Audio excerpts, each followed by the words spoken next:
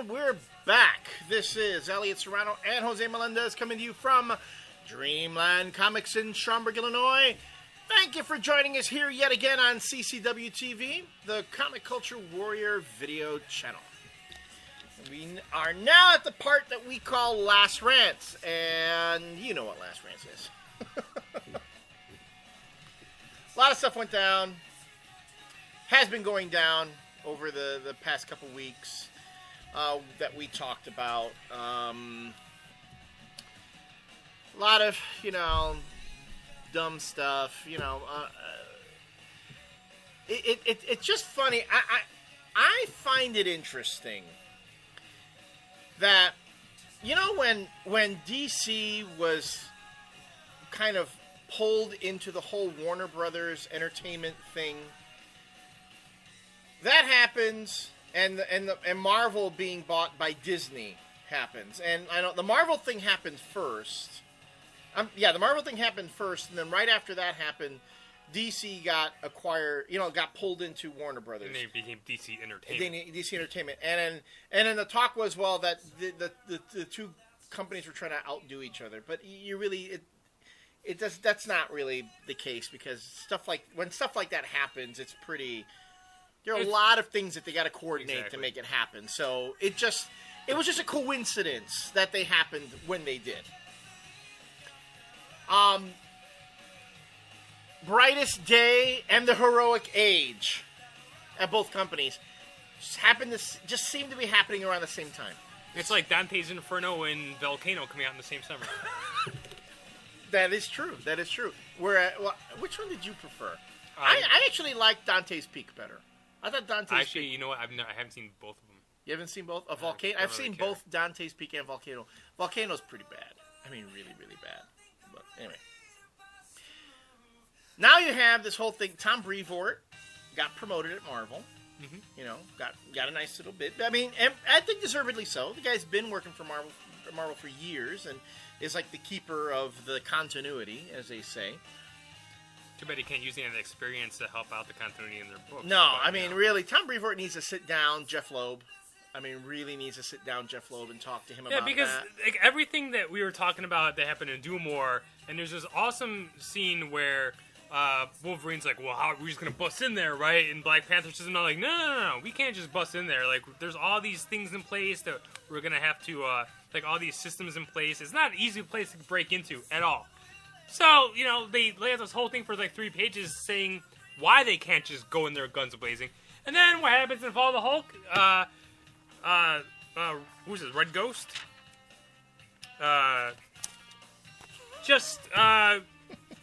Walks into Wakanda, just walks into the chamber and kidnaps Black Panther. Like that. So it's like, you have this book, which gives you these insurmountable odds that the team has to think about. And then you can just take the lazy route and just have him pop in there and kidnap the Black Panther. Like nothing. And on top of that, the X-Men were in this issue too. Just like in that issue. It's like, you know what? We all know Jeff Loeb doesn't care about continuity, and he doesn't care. He just wants to do what he wants to do. But seriously, you editors really need to sit him down and be like, especially when this is a huge thing that's going on right now. Don't fuck over Mayberry and these guys with another book contradicting everything that they just said. Yeah. Don't the editors have enough respect for their talent to do that? Or is it Jeff Loeb just above everybody else, and they're just going to let Jeff do whatever he wants? If you ask me, I think that's what it is. I think that's what it is. We've talked about that too. They let them do whatever they want, but so many contradictions in both of these books. It's just kind of ridiculous. Anyway, mini rant's over. Well, yeah. So there we go. That happens at Marvel, and then at DC, you have also a bunch of promotions going on, where Jeff Johns has been elevated to. He's essentially the creative director of DC, which is something he's been doing anyway for the past 2 years. He's been overseeing everything as far as the creative direction of DC Comics. So they just gave him his title now. And Dan DiDio has been moved up along with Jim Lee. The Jim Lee thing, I think, I know we've talked about it. I don't know if we ever said it on the show, but I have talked with a couple of people. I thought I'd talk with you about that. I really felt that Jim Lee was going to get the publisher job. Yeah. because there was rumors around. I'm like, that would probably be a smart choice.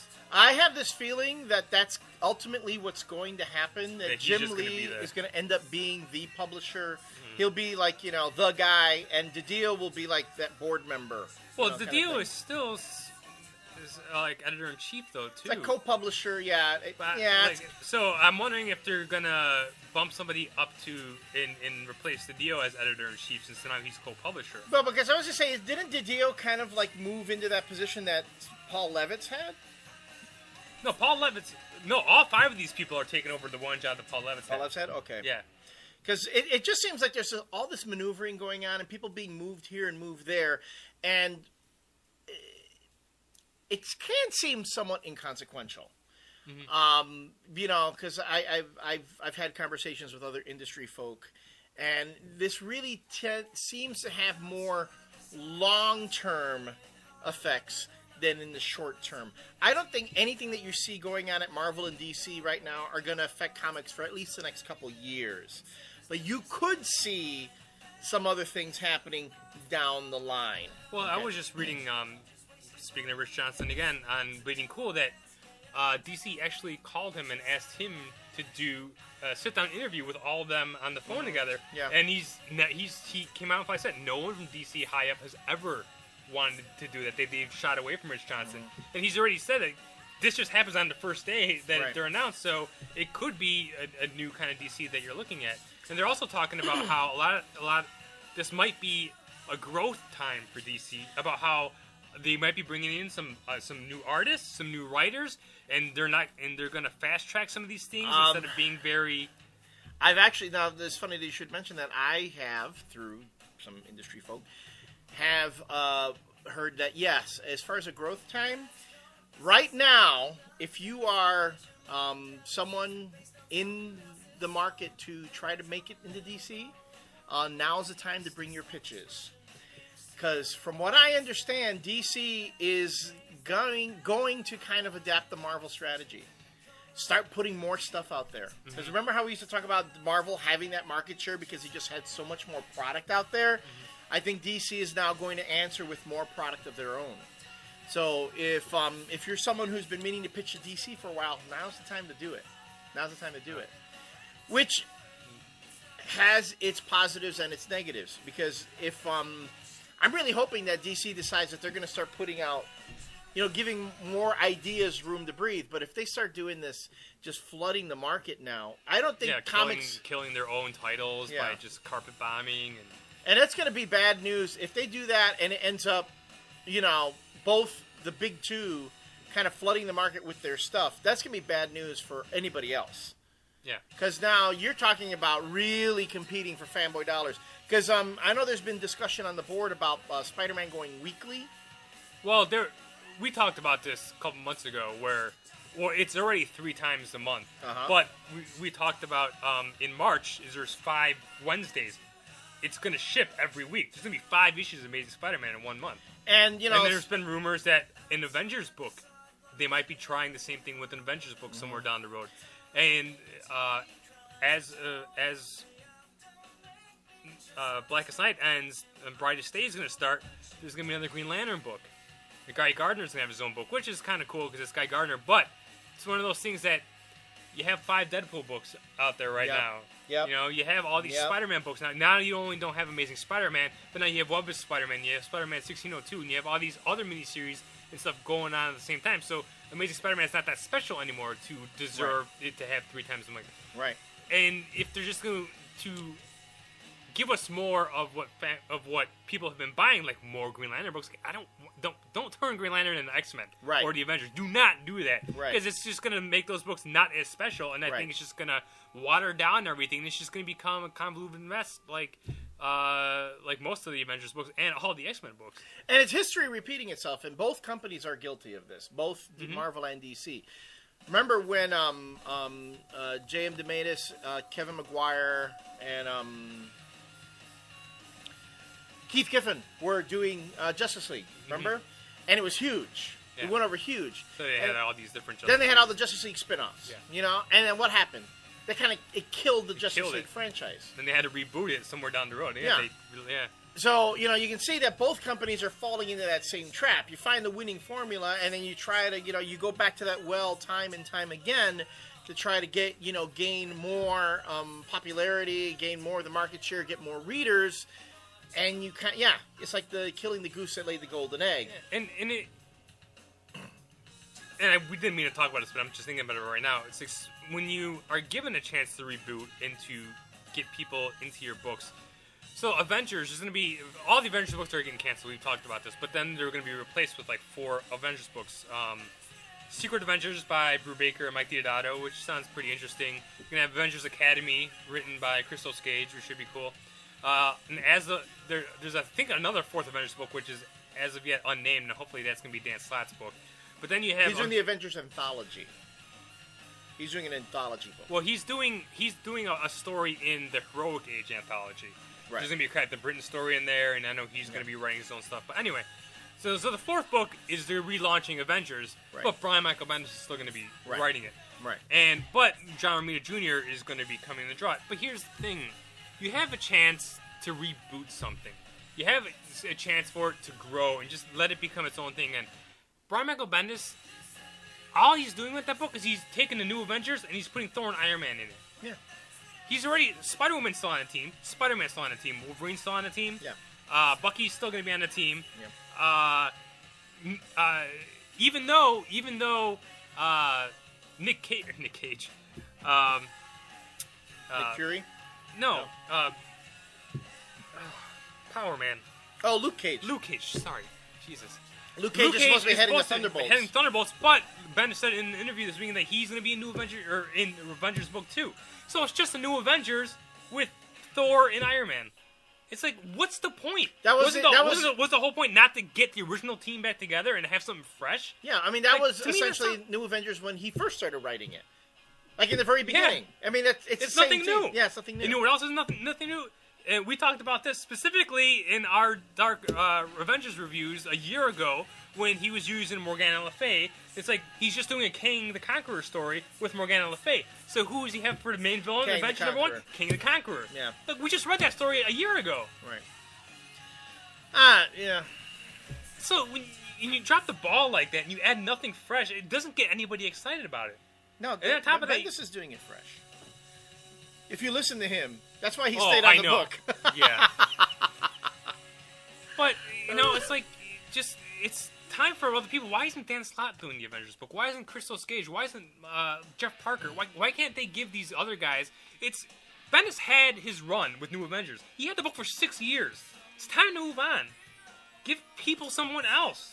I know, I can see that. I'll just take the opposite tack. The book sells, and no one told Chris Claremont to stop writing X-Men when he was on his run. And how long did his run on X?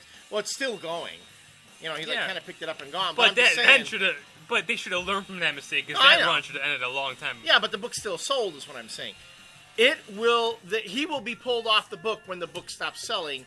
And right now, the culture, the mentality is, it doesn't matter how the book is, it's going to sell. Well, that's the whole thing. Bendis has an incredibly loyal fan base right now. An incredibly loyal fan base that will, despite what even other people in the industry have said, will acknowledge his flaws and still pay him. They will still buy his books. So there's no incentive for Marvel to say, well, the titles are kind of lagging, so we should give a fresh voice a chance at this. Don't get me, I'm totally with you on that. I would love to see Jeff Parker writing Avengers. People are going to buy that Avengers number 1 no matter who's doing it, I think. I mean, you already have John Romita Jr. doing it. Yeah. A lot of people can take it or leave him, I know that, but it's going to feel like an Avengers book again. And people, retailers are going to order. It's a new Avengers number 1. It's the start of the whole new continuity. I mean, I think that if you have a recognizable name as a writer, if you had like Jeff Parker on there, if you had like Crystal Skage, I think that people would still buy it. Would the numbers? I think it still would be a top 5 book, no matter who was doing it. The numbers would probably drop. No, the numbers would drop because look at what happened when Matt Fraction took over Dark Avengers for that Utopia line. Well, it was just a mess to begin with. I know it was a mess, but I mean the book dropped in sales, and people pointed at that. I remember reading a comment on a board where someone was talking about, oh yeah, that issue of Dark Avengers when there was a fill-in writer, Talk about a total slap at Matt Fraction. Not even saying that when Fraction took over, but when a fill-in writer took over. There was a drop in sales because the Bendis fans said, "Oh, well, he's not writing it. I'm not gonna." Even though it was the same, it was Fraction and was Deodato still did the book, right? I believe so. Still did the art on it. So, No, Deodato didn't. I don't think he did. I don't remember. So, there is a cult of personality in comics now, and that it's a double-edged sword. It's a double-edged sword. So it's kind of incumbent on up-and-coming writers. Friggin' Kirkman has talked about it, right? And he got lambasted for it. Yeah, he got lambasted for it. You gotta try to make your name in one of the big companies. Make your name that way, and then build that fan base, and then try to take it with you. And whereas now Brian Bendis criticizes that. That's the exact same thing that Bendis has done. I think but the reality is it's just not that easy to do. You have to be in the right place at the right time with the right title, and that company has to support you for it to be that perfect storm. Perfect storm. And this should be making Mayberry's name right now. Right. This should be setting him up as a top flight talent at Marvel. You've got a great story. You've got a top-notch artistic team on it. You have great execution. You have a book that gives people their money's worth. But it's not the right time. Yeah. It's getting buried in other things right now. So people are going to read this after the fact and go, "Oh, that was a pretty good story." Yeah. But is this going to help Mayberry get up to that upper echelon? I'm afraid right now it's not going to. Talking about companies backing their own titles, their own creations, one thing that did come out of news from last week was that DC is making the first 6 issues of Brightest Day, issues 0 through 5, returnable for the retailers. Yep. Some of it has to do with the fact that they can't really say what it's about in solicits. Right. So a lot of retailers are going to be kind of wary, like, well, if you can't tell us what it's about, you don't really know. Right. But DC's like, all right, fine. So it's going to be a bi-weekly book. It's going to ship every 2 weeks. Mm-hmm. For the first 3 months, those 6 issues, as long as you hit a quota, I forgot what the percentage was of the last issue of Blackest Night, but as long as you hit that quota, they'll all be returnable. Right. The first 6 issues. Here's the interesting thing though. For every 50 copies, there's a variant. There's a variant. Now, here's the thing for all those retailers that like to fuck people over. The great thing, and I love this, is that because I love this because this is for people who play by the rules, and I'm kind of glad DC's doing this. So for every 50 copies, you get the variant. Now, if you sell that variant for an extraordinary amount of price and still think that you're going to return the books, you can't do that. What DC is doing is, like, in order to return up to 50, you have to send back the variant too. Which is pretty clever. Which is clever. A lot of retailers are like, that's bullshit. But you know what? It makes perfect sense. Right. You're going to get money for that variant regardless. You think that you're going to fuck DC over by ordering a bunch of books, selling the variant for a bunch of money, and then returning the books. And right? This is a pretty unprecedented thing. I've never seen anybody do this before, and I think that's very clever on DC's part to give the retailers a chance to make good money with a book that they will fully back. But at the same time, they're not going to have you fuck them over because they're being nice enough to do that. Right. And I think that's fair. And I think it's very fair too. Fair. But I just thought it was very interesting that they were going to do that. So you're not going to have any more of those, 160 books returned with a Make Mine Marvel slip, next to it. After they made their money off the variant. After they made the money off the variant that's again, half of it's because they can't really tell retailers what the story's about, but the other half is, like, I think that they believe in the book and the creators enough that they're willing to take returns on it. And I think that's how you help out retailers. Yeah. Now, what if Marvel... for when they were relaunching Avengers, what if they made Avengers #1 a regular size issue, Bendis, John Romita Jr., $1.99, $1.95, just to get people on the Avengers bandwagon? Yeah, that would be great. That would be awesome. Yeah, no, you make it like they do with those Vertigo books. But see, here's the other thing too: is that they know that book's going to sell. Right. They know the book's going to sell. But here's the thing: it's going to sell to the established reader.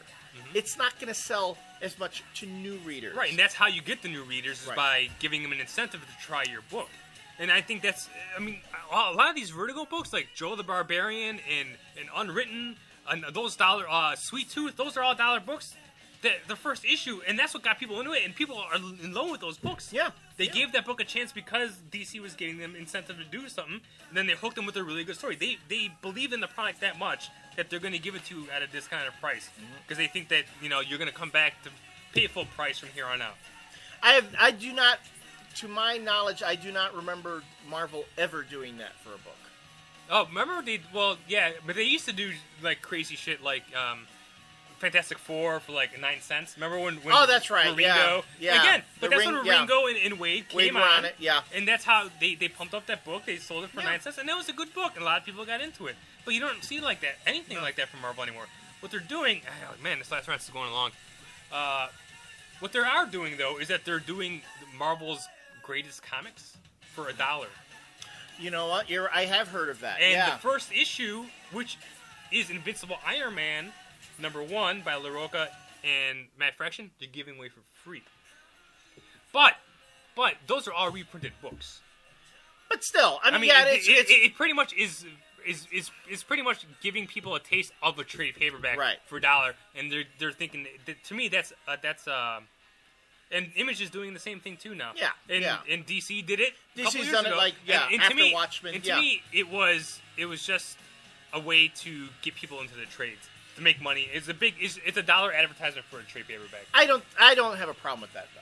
I don't have a problem with that. Because if you get that and you like it, I agree. You go, I'll buy the trade. But I'm saying the only company that's really doing anything with the new material is Vertigo. For the $1, and I wish more companies would do new material, new series like that instead of reprinted stuff for a discounted price. I see what you're saying. I see. So you know, there's a little sunshine on the horizon. Or no, it's coming up over the horizon. The sun's coming up. There's some good stuff. So. And we'll give Marvel some props if they do cool stuff, too. So, real quick, as we draw to a close, the Chew contest that I alluded to in the last segments is up and running on the blog. So you'll have to check out the blog. But we did get our signed copies of Chew from John Layman. He sent us a bunch. Not only did he sign them, but he actually wrote little quotes. He personalized messages to whoever wins them for the CCW Nation. So you will get a kind of a personalized copy of Chew if you enter the contest and are drawn as a winner. Except for the one issue that he personalized or wrote a quote on, but decided not to sign it. Yeah, it's like, what's the point? The whole point was for you to send us comics that were signed. Well, that's the variant. Not just to write them. No, that's a special variant. That's the autographed variant. And he personalized this one. The non-autographed. He personalized that one for you. And I'm going to take it because I don't think anyone's going to want it. Yeah, he doesn't. Because it has Pollo saying "I love Jose." So I don't think anyone else is going to want that. So John, I'm stealing this, and this is going to be mine. Might put it up on eBay. There is one. There is one. Someone's going to want that boob cover though. Ah, yeah. Someone's going to want that boob cover. So, if just for a chance to get the boob cover, to see what John wrote on them, you really got to enter the contest. So, another great thing that we... So, thank you to John Layman for doing John. that. He didn't need to do that, but he did out of the kindness of his cold, cold heart. His cold, frozen heart. Because he is a fan of the show. And also, shout out to D-Mar for all those cartoons. Check in on the blog every Sunday for D-Mar's Sunday Funnies. We're going to be making that a regular feature on the blog. So beyond that, we look forward to your comments, your feedback. Tell us what's going on, what you've been thinking. Keep it civil, though, folks. Keep it civil. Because that is what the CCW Nation is all about. And hopefully in the next round, I will have a special announcement. I already know what it is. He knows what it is. I can't say. I will have a very special announcement. Yes, you have a non-disclosure agreement. So, hopefully next time I'll be able to have a special announcement for all of you in the CCW Nation. So until next time, this has been Elliot Serrano and Jose Melendez coming to you from Dreamland Comics in Schaumburg, Illinois. Thank you for joining us, and we'll see you again soon.